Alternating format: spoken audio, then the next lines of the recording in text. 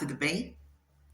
Meu nome é Adriana Curiu e eu quero dividir com vocês aqui uma trajetória, a minha trajetória. Dizer para vocês assim, quais os caminhos que eu tomei, quais os caminhos que eu percorri para chegar até Dáquila.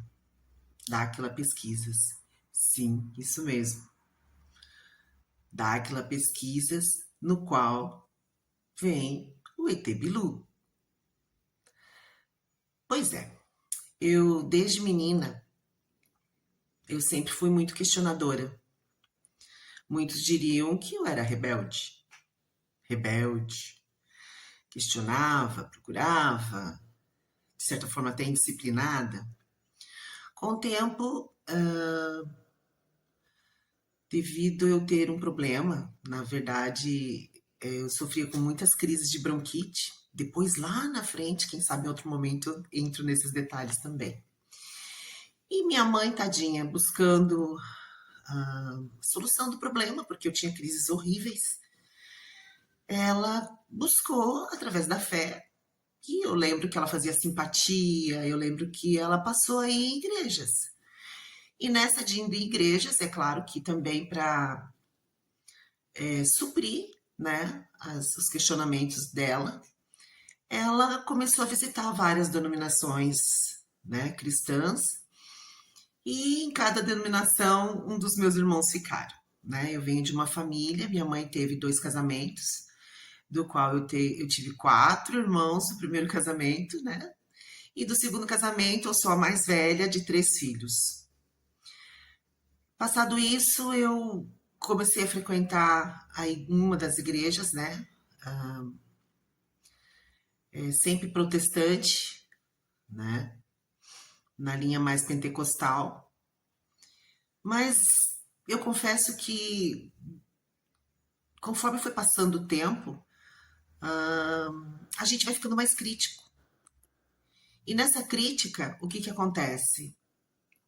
As respostas não são dadas. Vocês me desculpem, mas não são dadas. Nesse interim, eu tinha uns 15 anos, né, participei efetivamente, né, de uma denominação, não quero mencionar o nome agora aqui, mas depois disso eu fui para o Japão, fiquei 8 anos lá, né? Com 19 anos fui para o Japão, fiquei 8 anos lá. Lá eu conheci meu esposo hoje. Desde então, né? Há 30 anos, né? A gente já tá junto. E meus questionamentos continuaram, só que como eu vinha de dogmas e crenças que ficaram em mim. E eu tinha como objetivo converter meu esposo. Porque eu não queria que ele fosse pro inferno. Consegui, gente, eu consegui. Só que, dentro disso, eu tenho um sobrinho que na época ele era ateu, né? E eu falei, gente, eu vou estudar porque eu vou converter o meu sobrinho ao cristianismo e provar para ele que, na verdade, a religião está incrustada até no futebol, que é uma das coisas que ele gosta bastante, né? Eu, pelo menos gostava. A questão é que eu comecei a estudar. Eu comecei a estudar porque eu tinha que ter argumentos bem concretos. Na verdade, nem argumentos, argumentos e contra-argumentos, porque eu sabia que ele viria com contra-argumentos e eu tinha que ter uma base muito boa para poder contra-argumentar e, enfim, levá-lo a crer em Deus. Ocorre que, com os meus estudos, eu cheguei até as tábuas sumérias. E foi um caminho sem volta. Por quê? Um caminho sem volta porque eu me perguntei, gente, quem plagiou quem?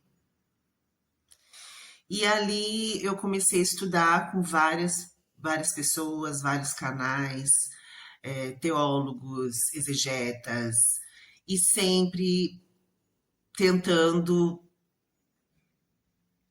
voltar pro lado cristão, e foi difícil. Não voltei mais, porque não tinha mais base, não me respondia os meus questionamentos. Eu continuei e até hoje creio em Deus.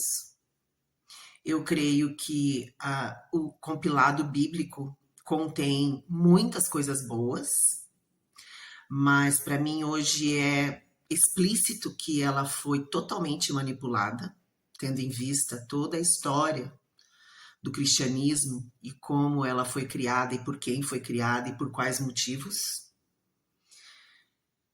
Foi um caminho sem volta. Eu confesso para vocês que eu chorava e pedia perdão a Deus, porque eu falava assim: eu não quero pecar contra ti. Por que o Senhor está permitindo que eu veja tudo isso? Confesso para vocês que era mais fácil para mim viver. Aliás, é mais fácil para todos acreditar que existia um Deus que ia resolver todos os meus problemas. E hoje eu sei que não é assim.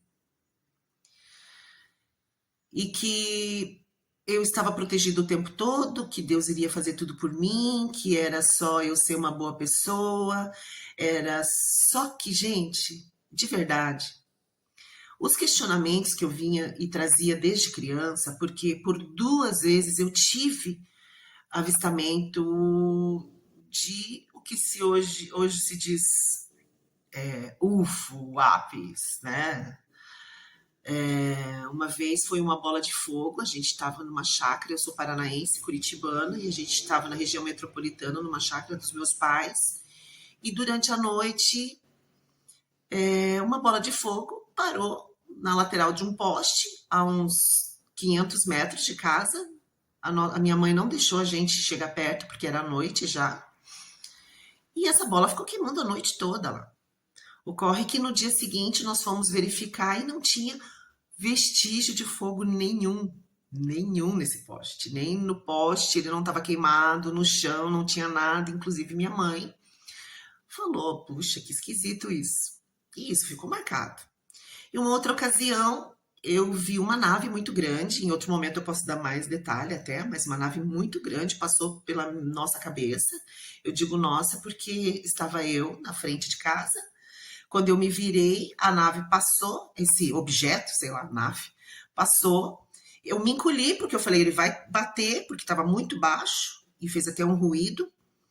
E a hora que eu voltei para olhar, sumiu. E o meu vizinho também viu e me questionou: Adriana, você viu aquilo? O que será aquilo? O que será aquilo? Não tive respostas em lugar e denominação nenhuma. Então, dentro das minhas buscas,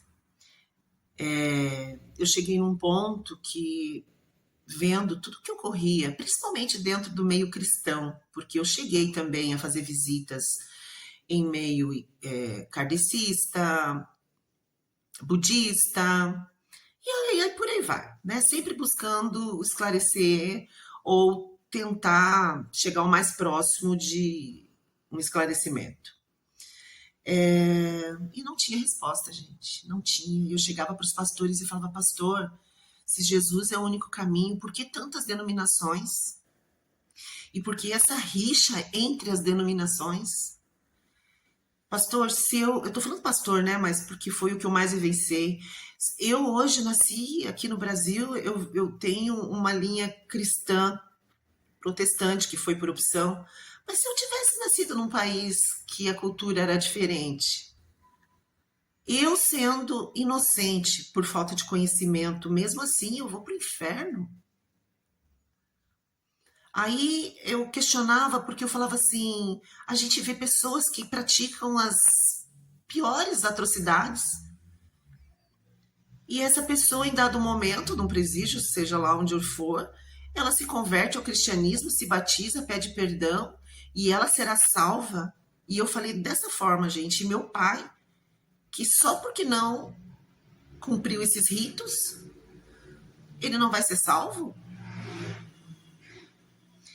São muitos questionamentos, sabe? Eu gostaria até de traçar uma linha muito mais detalhada em outro momento para vocês. E haverá oportunidade, porque esse é o início. O que me trouxe até Dáquila até então foram os meus questionamentos. Eu descobri que, sim, nós somos manipulados de todas as formas, segregados, enfraquecidos, nos fazem, nos manipulam na saúde, nas finanças, na religião, em tudo, gente, em esporte, tudo, tudo, tudo, política. Quanto mais segregado, melhor. Um povo fraco, um povo dividido, ele é mais fácil de controlar. E a religião foi criada para isso. Mas vamos lá. Falando sobre ufologia, falando sobre ET Bilu, falando sobre Dáquila. Em 2024, aliás, um pouco antes, eu acessei um vídeo no YouTube. Eu comecei a assistir e desliguei. Eu falei, não, vai riscar meu cérebro. É demais, é muita loucura. Passado uns dias, eu falei assim, por que não? Deixa eu assistir, vamos ver o que esse rapaz tem a falar. E esse rapaz é o Rafael Hungria. Minha gratidão a você, Rafael. Comecei a ouvi-lo, gente, e foi realmente um caminho sem volta. Porque tudo aquilo que ele falava nesse programa, era um podcast, começou a fazer sentido para mim. Maratonei todos os vídeos dele. Através dele, encontrei outros canais. Entre eles, né, o Felipe Castelo Branco e o Otávio Reis, e pesquisando, fui falando pro meu esposo. Passou um bom tempo, meu esposo falava assim, gente, esse povo fuma maconha estragada. Ai, nem sei se eu posso falar essa palavra no YouTube, mas ele chegou a comentar isso. E chegou um momento que eu falei assim, caramba, não vai ter jeito, né? Eu não vou poder ir sozinha, porque nosso relacionamento é tudo junto. A gente sempre fez tudo junto. Eu falei assim, então não vou conseguir acessar essas informações e vou ficar por aqui. Ocorre que em junho de 24, do nada, ele estava repousando de um pós-operatório dele. E ele acessou um dos vídeos, ele falou, me chamou na sala, Adriana, vem aqui. A hora que eu olhei, era um dos vídeos da Aquila Pesquisas. Eu falei para ele, olha, divirta-se, porque eu tô lá na cozinha assistindo outro vídeo. E deixei ele à vontade. Isso foi em junho. Em setembro, nós fizemos nossa primeira visita em Dáquila Pesquisas. Essa nossa primeira visita foi fora de atividade de campo, a gente só ligou lá, reservou, porque tem pousada lá, né? E fomos. Continuando, e fomos para Dáquila. Eu moro no interior de São Paulo, né, no Vale do Ribeira, hoje, que é a cidade natal do meu esposo. E a gente foi até lá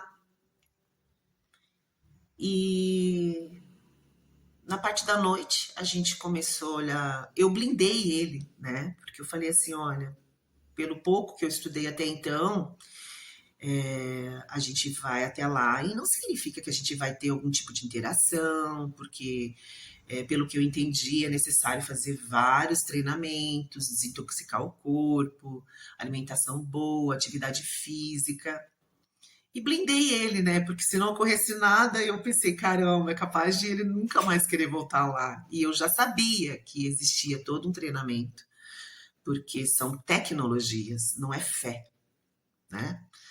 São treinamentos para que você possa acessar o seu eu superior, o seu poder interior.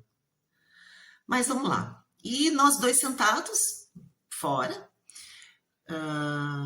a gente começou a olhar o céu, era por volta das 19h30, um céu lindo, maravilhoso, dá a impressão que era o teto aqui da minha casa.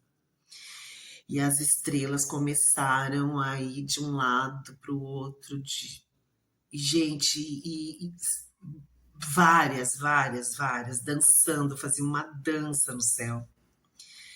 E nós dois olhando, está vendo, tá vendo, tá vendo.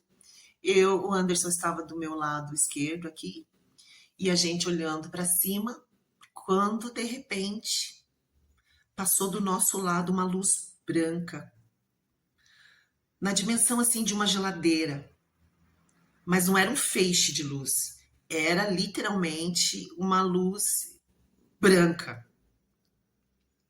Quem já viveu algo parecido vai saber o que é. E ali eu, de verdade, gente, eu cheguei até mentalmente a agradecer. Eu falei, puxa vida, além de toda essa dança de naves no céu, as estrelas não eram satélites, eu sei o que é um satélite.